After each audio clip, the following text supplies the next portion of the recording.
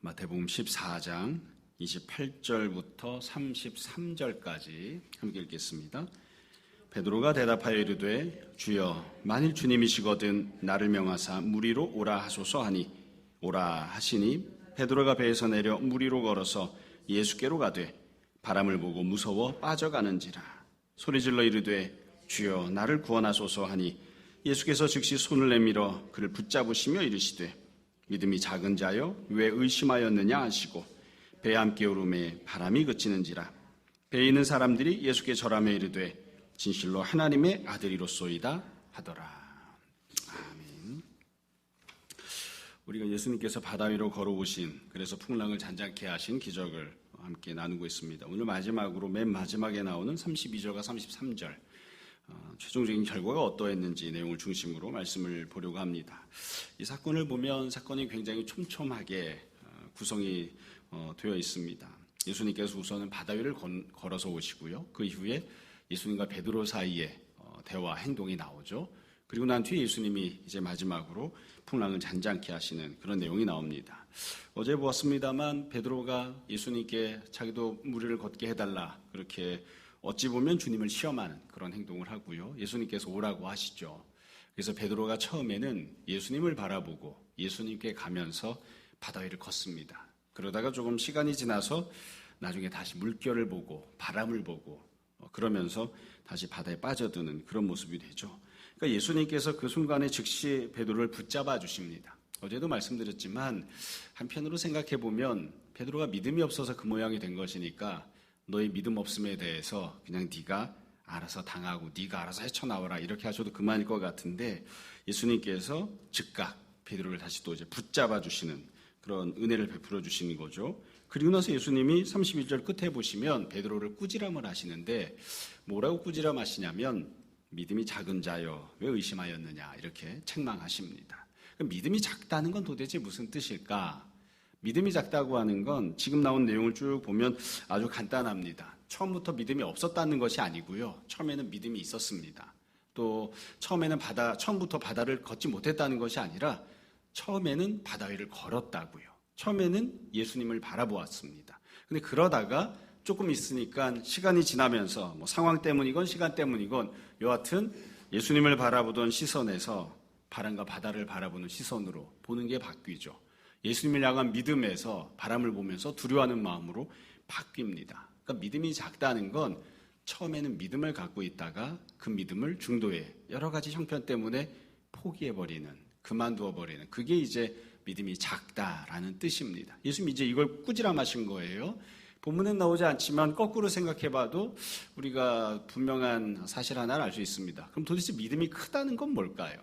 큰 믿음은 뭘까요? 간단합니다.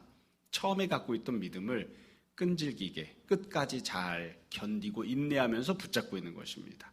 처음에도 예수님 바라보고 발걸음 내디디기 시작했으니까 예수님을 모셔드릴 때까지 예수님에게 갈 때까지 끝까지 주님을 향해 주님을 바라보고 걸어가는 그게 이제 믿음이 큰 것이겠죠. 이렇게 해서 예수님이 베드로를 이제 붙잡아 주시고 그 이후에는 이제 어떻게 되는가? 최종적인 결과가 32절부터 나오는데 32절에 보면 배에 함께 오르매 이렇게 돼 있습니다. 그러니까 예수님께서 제자들과 함께 배에 오르시는 거예요. 본문에서는 상세하게 설명하지 않지만 여기에 전제되어 있는 게 있습니다. 늘 말씀드린 대로 제자들이 지금 고통당하고 있는 문제는 바다를 걷느냐 못 걷느냐가 고통당하는 문제가 아닙니다. 지금 제자들에게 힘들고 어려운 문제, 사느냐 죽느냐의 문제는 바람 때문에, 풍랑 때문에 생긴 거거든요. 그럼 지금 그 문제는 어떠하냐? 예수님이 바다 위를 걸어오시는 동안에도 풍랑이 계속 몰아치고 있었습니다. 베드로가 바다를 걸을 때에도 풍랑이 몰아치고 있었습니다. 예수님이 베드로의 손을 붙잡아 주셔서 베드로를 끌어올려 주셨을 때에도 풍랑이 여전히 몰아치고 있습니다. 그리고 지금 본문에 나오는 것처럼 좀 더 정확하게 설명하면 예수님께서 배 위에 올라가실 때까지도 풍랑이 계속 몰아치고 있었습니다. 그러다가 이제 주님이 배 위에 올라가시니까 바람이 그제서야 이제 그칩니다. 여하튼 예수님께서 기적을 행하셔서 바람이 그치게 하시는, 풍랑이 잔잔하게 해지시는 그런 기적을 행하시는 거예요. 그래서 이 내용을 보면 우리가 한편으로는 인간적으로 생각하면 좀 안타깝거나 아쉬운 점이 있습니다. 뭐냐면 저 멀리서 예수님이 보였잖아요. 그러면 그때부터 문제가 다 해결이 돼서 그때부터 평안하게 지낼 수 있으면 참 좋겠는데 그게 아니에요. 예수님이 보이는데도, 예수님이 바다를 걸어오고 계시는데도, 예수님이 베드로의 손을 붙잡아 주시는데도 그럼에도 불구하고 여전히 풍랑이 몰아치는 거예요. 다른 복음서를 보면 주님이 올라가셔서, 배에 올라가셔서 제자들에게 말씀하실 때에도 풍랑이 몰아치고 있습니다. 그러다가 이후에 풍랑이 잔잔해지거든요. 여하튼 예수님께서 이 풍랑을 잔잔케 해주시는데, 이 잔잔케 해주시는 시점이 어찌 보면 예수님의 관심은 풍랑을 잔잔하게 하는 것보다 그 과정에 있어서 제자들이 과연 얼마나 믿음을 갖게 되는가, 믿음으로 행동하게 되는가, 여기에 더 초점을 맞춘 게 아닌가 싶은 그런 결과를 보게 됩니다. 여러분, 이 본문을 만약에 싹 다 지워버리고 예수님께서 베드로와 이렇게 더불어 대화하시거나 꾸지람하신 거 싹 다 지워버리고 제자들의 입장에서 우리가 제자들이라고 한다면 어떻게 말씀을 드렸어야, 어떻게 했어야 그래야 가장 온전한 믿음이라고 할 수 있을까? 혹은 지금의 제자들의 모습보다 조금 더 훌륭한 믿음을 가졌다, 이렇게 이야기할 수 있을까 생각해 보면 정답은 정해져 있습니다. 오병이어 때도 예수님께서는 제자들이 예수님처럼 하는 걸 요구하신 거예요. 원래는 예수님이 오병이어 때 다 떡을 사람들에게 줄 거잖아요. 근데 원래 요구하신 건 너희가 먹을 것을 주라는 겁니다. 그러니까 예수님이 하시는 것처럼 너희가 하라고 하신 거죠. 그럼 지금도 마찬가지입니다. 예수님께서 풍랑을 잔잔케 하실 것이거든요. 그럼 제자들에게 요구하시는 건 뭘까요? 너희가 풍랑을 잔잔케 하라는 겁니다. 그러니까 예수님께서 하시는 그 일을 너희가 믿음을 가지고 주님을 의지하면 너희도 그 일을 감당할 수 있다. 그게 원래 예수님이 원하시는 모습이에요. 그러니까 제자들이 주님을 바라보고 혹은 주님이 보이지 않는 상황에서라도 주님이 이 시간 우리와 함께 하시면, 우리가 주님을 믿고 의지하면 주님이 베푸실 은혜를, 주님이 행하실 기적을 우리도 행할 수 있습니다. 그런 소망, 믿음을 가지고 풍랑을 향하여 꾸지람하고 또 풍랑을 잔잔케 하고 여튼 그 풍랑을 믿음으로 헤쳐나가는 그런 모습을 주님이 원하셨던 게 아닌가 싶습니다. 33절을 보면 제자들에게 생겨난 변화와 결과가 나옵니다. 그러니까 현실적인 변화는 풍랑이 잔잔하게 되었다는 거죠. 그럼 제자들은 어떻게 되었는가? 33절에 보면 아주 중요한 결과가 나오거든요. 이렇게 시작합니다. 배에 있는 사람들이, 제자들이죠. 아마 배에 제자들 말고 다른 사람들도 있었는지 모르겠습니다. 배에 있는 사람들이 우선은 예수님께 절을 합니다. 여러분, 이 기록은 굉장히 중요한 기록입니다. 왜냐하면 몇 번 반복해서 말씀드린 적이 있는데 예수님 앞에 절을 했던 경우가 과연 얼마나 있는가? 유대인들은 사람에게 절하지 않습니다. 우리나라는 인사를 할 때에 부모님이나 자기보다 높은 분에게 절을 하죠. 근데 절을 하는 것은 유대인 문화에서는 우상 숭배에 해당하기 때문에 유대인들은 부모에게 절하지 않습니다. 그러니까 우리가 잘 알고 있는 대로 고넬료가 자기 로마 방식대로 베드로에게 절을 하죠. 그러니까 베드로가 이렇게 세웁니다. 그리고 뭐라고 이야기하냐면 나도 사람이다. 절하지 말라는 거예요. 근데 지금 제자들이 예수님께 절을 합니다. 예수님께 이 절을 한다고 하는 건 보통 유대인들은 성전을 향해서만, 하나님 앞에서만 절을 했거든요. 그러니까 아마 예수님을 향해서 보통의 사람을 대하는 것과는 다르게 대하는 그런 태도를 보인 것 같아요. 이게 정말로 예수님을 하나님으로 인정을 하고 경배를 한 것인지 아니면 그만은 못하지만 절을 한 것인지 모르겠습니다. 여하튼 복음서에 보면 제자들이 예수님께 절하는 유일한 장면입니다. 다른 장면들을 놓고 보면 자기 자식이 문제가 있거나 죽을 지경이 되거나 이래서 문제를 해결해 달라고 주님을 찾아와서 절을 하는 경우들이 있지만 제자들이 절을 하는 경우는 나오지 않거든요. 그러니까 이게 굉장히 중요한 변화가 생긴 거죠. 제자들이 예수님을 이와 같이 대했다. 이런 태도로 예수님에게 행동했다는 거예요. 뿐만 아니라 제자들이 이르되 고백을 합니다. 진실로 하나님의 아들이로소이다. 그러니까 예수님을 하나님이시라고 고백하는, 이게 이제 제자들이 생겨난 변화입니다. 제가 개인적으로 생각할 때는 제자들이 예수님을 하나님의 아들, 즉 하나님이라고 고백을 하기는 했는데 이게 정말로 진실한 마음으로 한 것인지는 잘 모르겠습니다. 왜냐하면 뒤에 나오는 사건들을 보면 예수님을 하나님으로 대하지 않거든요. 그러니까 만약 정말로 예수님을 하나님이라고 진정으로 생각했다면, 그리고 100% 완벽하게 깨달은 거였다면 그 다음에 예수님을 향한 행동이나 예수님을 향한 언사나 이런 게 달라져야 마땅한데 그렇게까지 바뀌지는 않습니다. 그래서 우리가 신앙생활하면서도 마찬가지예요. 내가 예수님 열심히 믿고 살아야지. 그렇게 결심했을 때, 고백했을 때 내가 주님 교회를 열심히 섬기고 주님 안에서 살겠습니다. 그렇게 결심하고 고백을 했어요. 그럼 그게 그 고백하는 순간에는 진실한 고백일지 모르지만 조금 있다 보면 다시 엉망으로 돌아가기도 하죠. 그래서 흔히 이야기할 때 그런 고백을 그래도 한번 5번은 해야, 10번은 해야, 20번은 해야, 그래야 조금씩 나아지면서 진짜로 주님을 중심으로 교회를 섬기는 그런 생활을 하게 되는 게 아닌가 싶습니다. 그러니까 지금 이 순간에 제자들이 진실한 마음으로 정말 예수님을 하나님의 아들이라고 고백했다 하더라도 사실 이 한 번의 고백만으로 모든 게 다 뒤집어지거나 바뀌는 건 아닌 것 같습니다. 그러니까 여러 번 반복해서 또 고백하고 또 고백하고 이런 일들이 필요한 게 아닌가 싶어요. 여하튼 이 결과를 놓고 보면 풍랑이 잔잔해진 것도 참 중요한 결과지만 제자들이 일정 부분 신앙에 있어서 예수님을 향한 태도에 있어서 변화가 생겼다고 하는 것, 성장이 나타났다고 하는 게 매우 중요한 결과가 아닌가 싶습니다. 자, 이러면서 본문의 사건은 마무리가 되고 예수님이 바다 위를 걸어오시고 풍랑이 잔잔케 되는 기적이 이제 정리가 됩니다. 자, 이 본문과 관련해서 또 앞에 있었던 사건과 관련해서 제가 정리하면서 한 2가지 말씀드리고 오늘 말씀을 마무리하려고 합니다. 크게 보자면 앞부분에 있었던 내용과 지금 있었던 내용은 2가지 사건입니다. 첫 번째는 오병이어 기적이고요. 두 번째가 예수님이 풍랑이 일고 있는 바다 위를 걸어오신 사건입니다. 그런데 이 2가지 사건은, 이 기적들은 묘하게도 특징을 갖고 있습니다. 2가지 사건 모두 다 각각 하나의 독자적인 사건이 아니라 2개의 사건이 붙어 있다는 특징을 갖고 있습니다. 오병이어 같은 경우에는 어떻게 되어 있느냐? 빈들에서 예수님이 병 걸린 사람들을 고쳐주십니다. 근데 그렇게 병자들을 고쳐주셨는데 그 다음에 굶주림의 문제가 또 생깁니다. 그때 주님께서 오병이어 기적을 행하셔서 5,000명을 먹여주시는 이적을 행하신 거예요. 지금 우리가 보고 있는 사건도 마찬가지로 2개의 독자적인 사건이 붙어 있습니다. 예수님께서 바다 위를 걸어오셨어요. 정말 놀라운 기적을 행하신 거죠. 그러나 그럼에도 불구하고 풍랑이라고 하는 문제는 여전히 남아 있습니다. 그런데 그 문제도 주님께서 해결을 해주시는 거예요. 처음부터 반복해서 말씀드리지만 지금 예수님이 어떤 이적을 행하시는가를 우리가 보고 있거든요.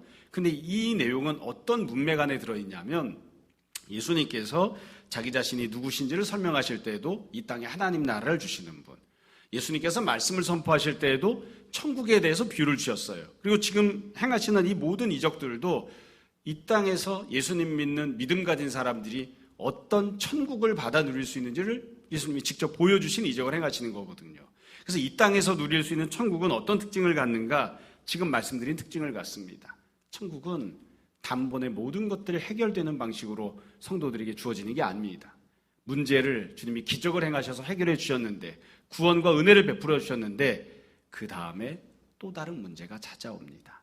그때도 주님께서 믿음 갖기를 요구하시는 거예요. 그래서 오병이어 기적도, 지금 본문이 담고 있는 기적도 어떠하냐면 문제를 해결해 주셨는데, 구원을 베풀어 주셨는데, 기적을 행해 주셨는데 그럼에도 불구하고 또 다른 종류의 문제가 또 찾아오고 그때 주님께서 제자들에게 믿음을 가질 것을 촉구하시는 그런 모습으로 천국이 주어진다는 거죠. 우리가 삶을 살면 항상 그렇습니다. 반복해서 말씀드리는 것처럼 취업을 하면 문제가 끝날 것 같지만 취업을 하면 그 다음에 못되게 구는 부장이 딱 앉아서 나를 기다리고 있죠. 그래서 그 문제를 해결하고 내가 부장이 되면 그러면 문제가 해결될 것 같지만 그때는 말귀를 못 알아듣고 속을 바글바글 썩이는 MZ세대 신입사원이 들어옵니다. 그래서 이게 문제가 계속 생긴다고요. 어려움이 계속 있습니다. 그래서 우리가 영원한 천국에 들어갈 때까지는 이 땅에서 천국을 누리기는 누리되 기적을 경험하기는 하되 구원과 은혜를 받기는 받되 그것으로 모든 문제가 한 번에 해결되는 것은 아닙니다. 그래도 성도는 항상 믿음으로 살아가야 되는 것이죠. 두 번째로 생각해야 되는 건 천국이 계속해서 확장되어 간다는 겁니다. 예수님께서 천국에 대해서 비유로 말씀하시면서 겨자씨 비유도 말씀하시고 누룩 비유도 하셨죠. 처음에는 아주 자그마한 모습이지만 자꾸자꾸 커가는 거예요. 그럼 도대체 어떻게 커가는 것인가? 천국이 커간다는 게 무슨 뜻인가? 몇 번 반복해서 말씀드린 것처럼 기본적으로는 내가 누리는 천국의 영역이 자꾸 늘어나간다는 뜻이 그 안에 들어있습니다. 당연히 그런 것이고요. 그런데 그것만이 아니라 원래는 예수님께서 천국을 주시는데 지금 나오는 기적을 보면 주님께서 제자들에게 너희도 내가 행한 것처럼 행하라. 그렇게 믿음을 요구하십니다. 그래서 천국이 확장된다는 건 주님이 하셨던 그 일들을 교회가, 성도가 동일하게 잘 감당을 해서 나만 천국을 누리는 게 아니라 여지껏은 누리지 못했던 주변의 많은 사람들이 주님의 은혜를 받아 누리는 사람들이 되는 것. 그래서 교회와 성도, 제자들이 은혜의 통로로 쓰임을 받고, 그래서 복의 근원이 되어서 주변 사람들에게 은혜와 복과 구원을 나눠주는 사람이 되는 것. 그게 이제 천국이 확장되는 모습입니다. 그래서 이걸 뒤집어서 이야기하면 교회와 성도들이 주님이 행하신 것처럼 닮은 모습으로 행하지 않으면 천국은 성장하지 않습니다. 자라나지 않습니다. 겨자씨가 커지려면, 누룩이 부풀어 오르려면 교회와 성도 제자들이 주님처럼 행동해야 되고 주님을 향한 믿음을 가져야 됩니다. 그게 없으면 천국이 확장되지 않는다는 것을 우리가 항상 생각해야 됩니다. 마지막으로 한 가지만 더 말씀을 드릴게요. 베드로가 바다를 처음에 걷다가 그 이후에 다시 바닷속에 빠져들어갔던 그 모습에 대해서 이게 어떤 모습인지를 우리가 잘 기억했으면 좋겠습니다. 우리가 뒤에 나오는 본문에서도 제가 설명을 하겠습니다만, 예수님께서 씨 뿌리는 비유를 하시면서 땅이 4종류가 있다고 하셨죠. 그 중에 길가가 있었고요, 돌짝밭도 있었고 가시떨기가 있었는데, 가시떨기 같은 경우는 어떠하냐면 싹이 납니다. 성장도 합니다. 그러니까 이게 식물이 식물의 형태를 갖고 있는 거예요.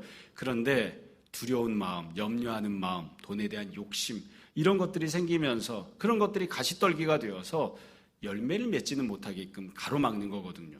그게 지금 오늘 우리가 본문에서 보았던 베드로의 모습입니다. 처음에 풍랑이 일고 있는 바다를 보면서도 주님을 봐요. 사실 저는 그렇게 풍랑이 일고 있으면 이 배에서 바다로 뛰어내릴 생각은 절대로 못할 것 같은데, 근데 믿음을 가지고 바다로 뛰어내리잖아요. 걷습니다. 바다 위를 걷는다고요.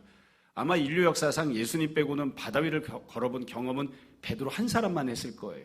그렇게 바다 위를 걸었지만, 믿음으로 뭔가 행동했지만 나중에 바다를 보면서 두려운 마음을 다시 갖죠.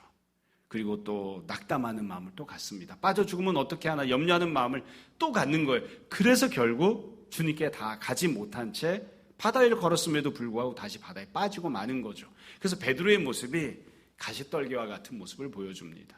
아주 간단합니다. 처음에 문제가 있었는데 기적을 경험했어요.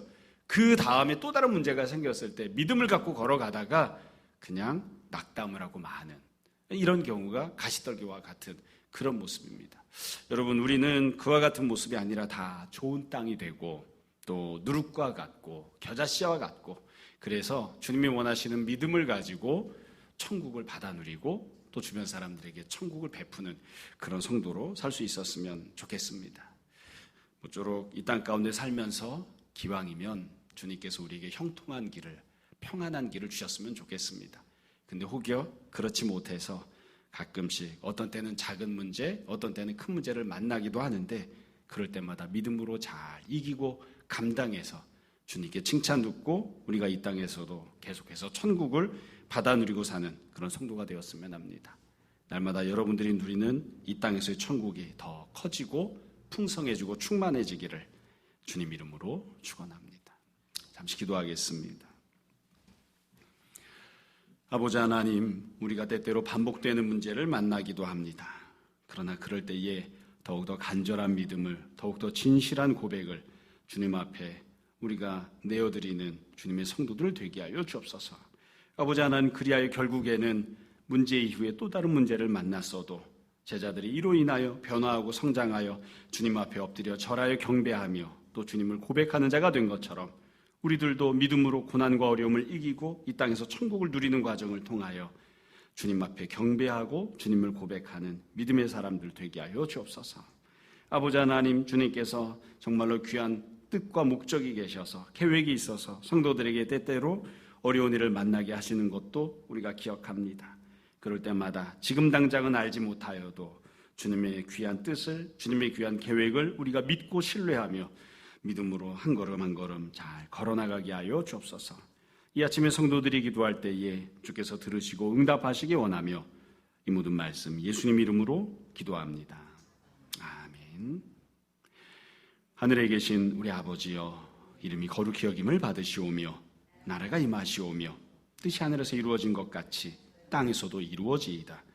오늘 우리에게 일용할 양식을 주시옵고 우리가 우리에게 죄진 자를 사하여 준 것 같이 우리 죄를 사하여 주시옵고 우리를 시험에 들게 하지 마시옵고 다만 악에서 구하시옵소서. 나라와 권세와 영광이 아버지께 영원히 있사옵나이다. 아멘. 아멘.